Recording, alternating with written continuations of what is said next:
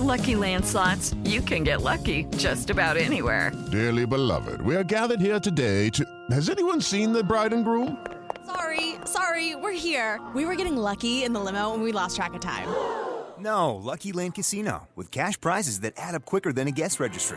In that case, I pronounce you lucky. Play for free at LuckyLandSlots.com. Daily bonuses are waiting. No purchase necessary. Void where prohibited by law. 18+. Terms and conditions apply. See website for details.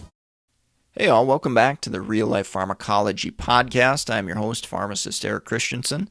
Thank you so much for listening today.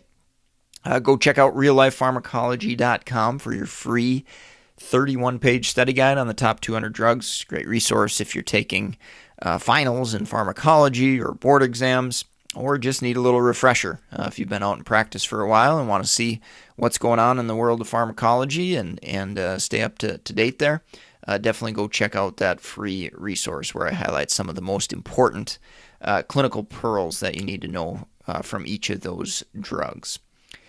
All right, so let's talk about the drug of the day today, and that is Primidone.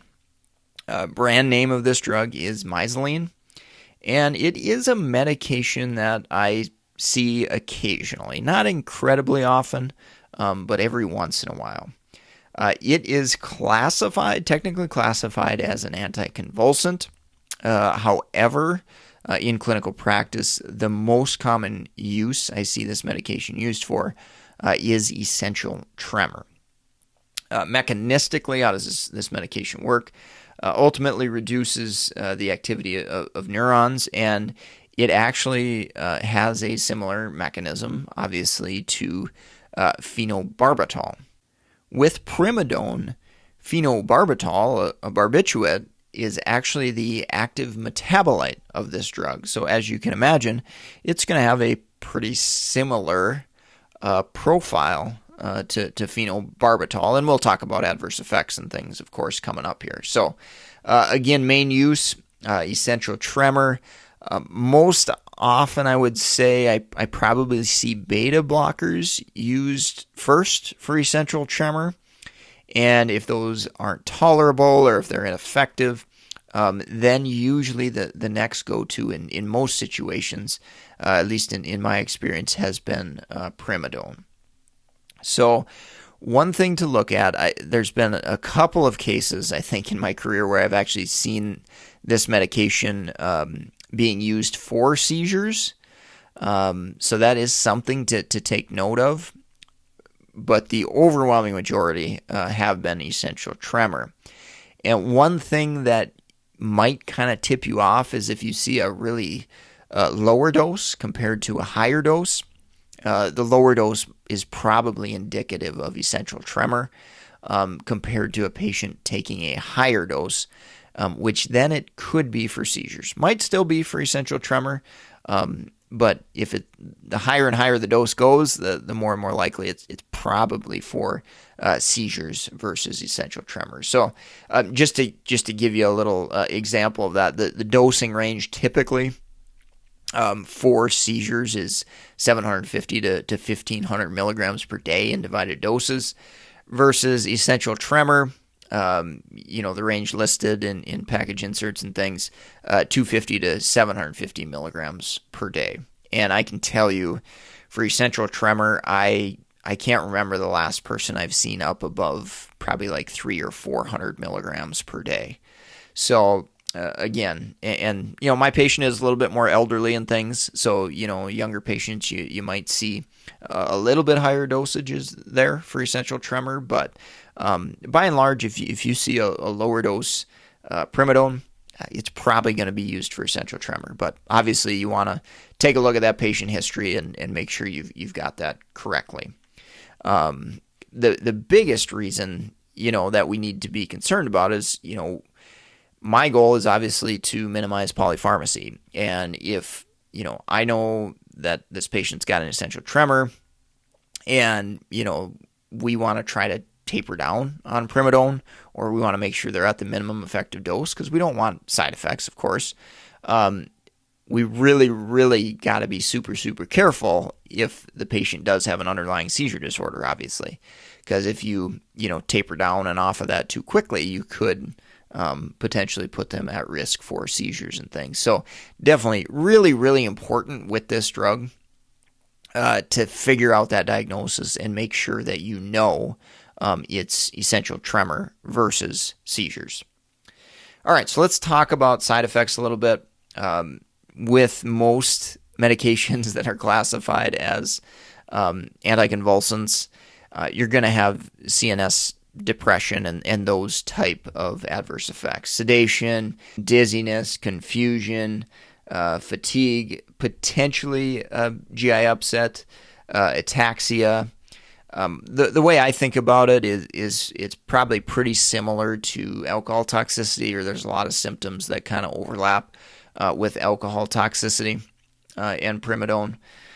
So that's an important thing that's an easy way to kind of remember some of the potential adverse effects.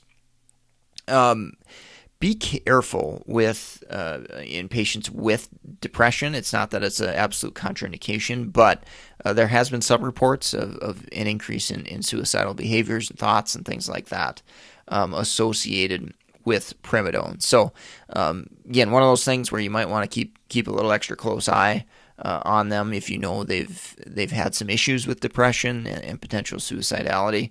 That might give you a little bit of pause in using this medication, and if it is needed, we may want to really be careful there. One other thing I wanted to mention was if you have a patient that's diagnosed with tremor and they're put on primidone, be sure you take a look at that medication list. Sometimes excessive stimulants can cause some tremor and shakiness. Another common drug-induced cause of tremor is lithium.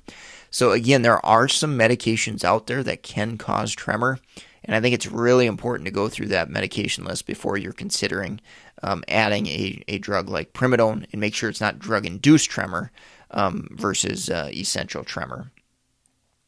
Monitoring parameters, we can check levels, primidone levels, as well as, remember I mentioned, one of the active metabolites is phenobarbital. So we can monitor those concentrations. When we're using lower doses for essential tremor, we're probably not going to do that. The one exception might be is if they are showing signs of toxicity, you may check a level. Certainly, if it's being used for seizures, that might be a situation where we're going to check levels a little bit more commonly and make sure that we're maintaining kind of steady state concentrations and stuff there. Dietary considerations. This is kind of going to blend and blur a little bit with drug interactions, but there are some vitamin deficiencies that can be caused or at least worsened by primidone. So vitamin D is an example. Deficiency can be worsened by primidone. B12 and folic acid deficiency can happen as well. So obviously that could lead to, megaloblastic anemia type situation. All right, so let's take a quick break and we will wrap up with drug interactions when we come back. If you're in the market for pharmacist board certification study material like NAPLEX, BCGP, BCPS, ambulatory care, MTM, psychiatric exam, go check out our growing list of resources for these exams.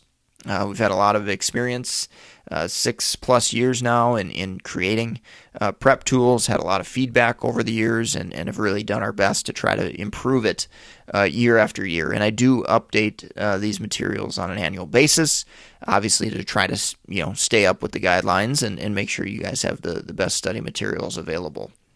So again, go check out all those resources, med101.com/store. If you're not a pharmacist, if you're another healthcare professional, we've got plenty of other resources. Books on Amazon, Audible books on audible.com. Again, go check out those resources. Lots of case studies, things on drug interactions, drug-food interactions, lots of different resources, and real common sense, practical things that you actually see in clinical practice within those resources as well. So again, med101.com/store. Go support the sponsor at that website there. Appreciate it. All right, finishing up on drug interactions. CNS depressant activity. I think that's pretty common with any drug classified as an anti-seizure medication.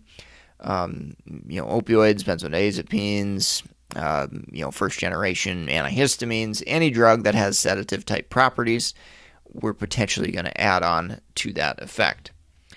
Now, primidone, phenobarbital, the active metabolite phenobarbital, these can induce CYP enzymes. So there are a ton of drug interactions. Most notably is probably the CYP3A4 induction, apixaban, rivaroxaban, aripiprazole, prednisone, quetiapine, amlodipine, alprazolam.